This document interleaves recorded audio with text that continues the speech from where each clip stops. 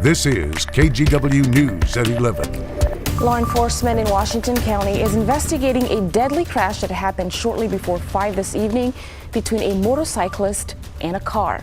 Authorities say the sheriff deputy began life-saving efforts on the motorcyclist before paramedics took over.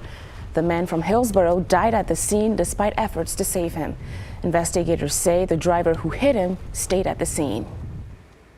Welcome to KGW News at 11. I'm Christelle Kumwe. Portland police arrested a dozen people on Friday night after a car theft mission. Along with the arrests, 6 stolen vehicles, 1 illegal gun, and 39 grams of meth were found. Portland police explains the operation.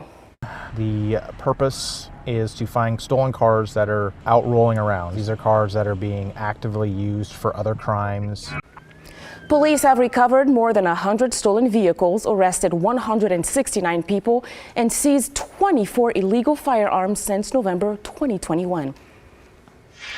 We also have new video tonight from a garage fire in Oregon City. Clackamas fire crews say they responded to this residential fire after 11 a.m. They were able to take out the flames and say the fire was contained to the garage. No one was hurt, and the family's pets made it out safely as well. No word yet on what started the fire. Switching gears now to a big update for people planning to head to the mountain this weekend. Skibo is now officially open. Here's a look at today's guests as they hit the slopes. For now, Skibo is only opening the lower and upper bowl lifts along with the parking lot conveyor lift. You can head on over to skibo.com for more details and ticket information. All right, Joe Ranieri is joining us. And Joe, we talked about snow in the mountain, but we could potentially see snow down in the valley, right? We could. Now, there's a couple things in place. We have that cold air. Of course, the east wind is helping making things so cold, and it's been like that the last couple of days. And also, we're going to have some precipitation riding over that cold air here in just the next several hours. Overnight, you're going to be just fine. But as we look on the radar, we're still looking at basically clear skies out there. But we'll zoom out a little bit, and where there's really not much in terms of clear skies is down in southern Oregon. This is the low that's going to be arriving by well after sunrise. Timing is a little kind of all over the place right now, but regardless, I'd say by 10:30, 11 o'clock, much of the metro area will be seeing some precipitation. And what kind of precipitation will it be? It could be a mix of rain and snow, some pockets of freezing rain, and just some snow showers. Now, as we kind of look at the futurecast, this is where it's going to be. This is model that just kind of updated a short time ago. You can see now it's showing snow showers basically from southwest Washington all the way down into the Salem area. And that pink color is that line where you'll be looking at a chance for a mix of rain and snow, and maybe some freezing rain at times. So if you're traveling it along I-5 at all tomorrow, there could be some slick roads out there. But by late afternoon, all the precipitation, the wintry precipitation, heads north into parts of southwest Washington. I think that's where most of the snow will be. I have 2 models I want to talk about. This is the Euro, which is generally right on when it comes to winter precipitation. It's showing light amounts near the foothills of the mountains by the time we wake up, and by the end of the afternoon we could be looking at under an inch of rain throughout parts of the West Hills. Now I want to bring in another model. This is the GFS model, showing that this model is showing we can see an inch, maybe an inch and a half in a few locations. Also along the coast range, Christelle, there could be a little bit of some snow showers as well. They'll break this down for you a little bit later on, but regardless, we could be looking at the setup for a light accumulation for a good part of tomorrow morning and into the afternoon. I'll talk more about that in about 15 minutes. Thanks, Joe. All right, a popular Portland restaurant that closed in October is getting new life. Shea Jose has a new owner and will reopen in the next couple of weeks. Now let's bring in Art Edwards. And Art, you got a chance to speak with new owners today. Oh, I did get a chance to speak with them, and I tell you what, they are really excited about the future of that restaurant, Shea Jose. They say it was an easy decision to buy and reopen the restaurant. The sign on the front door of Shea Jose on Terwilliger in the Burlingame neighborhood says it all. The restaurant is reopening soon. Shea Jose closed in October after 35 years in business. Mark Byram and his wife own Urban Restaurant Group. They have a dozen locations in Metro Portland and Eugene. When they heard Shea Jose was closing, they decided adding the restaurant to their group would be special. It's one of our favorite restaurants in the whole entire city of Portland. My wife and I started dining here in 1994. Lived down the street, so we'd come here 2 to 3 times a week. And then progressively, as we moved out, we'd still return at least once, if not twice a month. The great thing is there's actually servers that work here that have seen our children now that are in our 20s grow up from babies all the way through the progression. The plan is to keep Shea Jose as it always was. No reason to change anything. I mean, it's proof's in the pudding, as I say, and it's been here for 35 years. That's pretty much a good sign.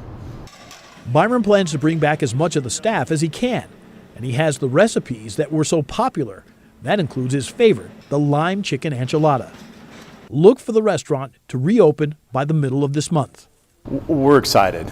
As I mentioned, the history, 35 years, the local support of being not only just a neighborhood restaurant, but a restaurant that's well known across the entire city and outside of the city. We're just excited to have that opportunity because we believe it's going to be successful. Now, if you would like to get updates on the progress of the reopening, exactly what that date will be, you can go to the restaurant's website at SheaJoseRestaurant.com. Thanks for the update, Art. The Portland Thorns need a new head coach. Just 1 year on the job, Coach Rhian Wilkinson announced her resignation. It all stems from her relationship with the player.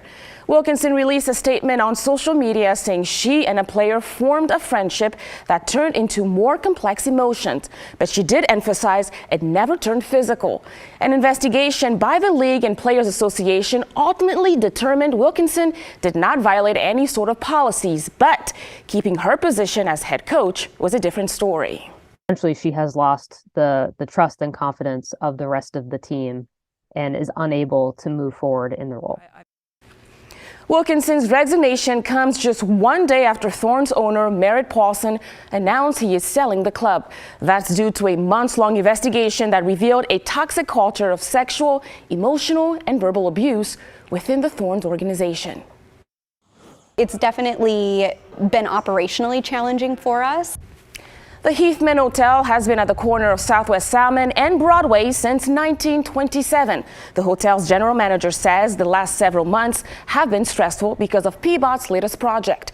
PBOT upgraded the bike lane in the area by putting it right up against the curb and street parking adjacent to it. The manager claims guests have had close calls with bikes, and valet section of the hotel has shrunk. Meanwhile, a PBOT spokesperson says they have to consider the need for more drivers, pedestrians, and cyclists as the city continues to grow. We do have to balance all the various needs, and we need to make our streets safer for all our different users, and prioritizing people on bikes and making it safer for them is a priority for us as we work to meet our climate goals as a city. The hotel manager said she plans to put up cameras outside the hotel to keep an eye on what she claims has become a hazard situation. Now to a local student who is raising money for a good cause. Earlier today, Ryan Lumber sold her art at Tiger High's Band Craft Fair. She wants to fight hunger and hopes to raise $10,000 for the cause. We need more people who are not afraid to make change, not afraid to use their voice for people who feel like they can't and speak up for things they find important. Lumber plans to donate her proceeds to a local food bank called Packed with Pride. Once she hits that $10,000 mark, she'll keep donating a portion of the money she raises. If you'd like to see more of her art, check out her Instagram at art.ryan.54.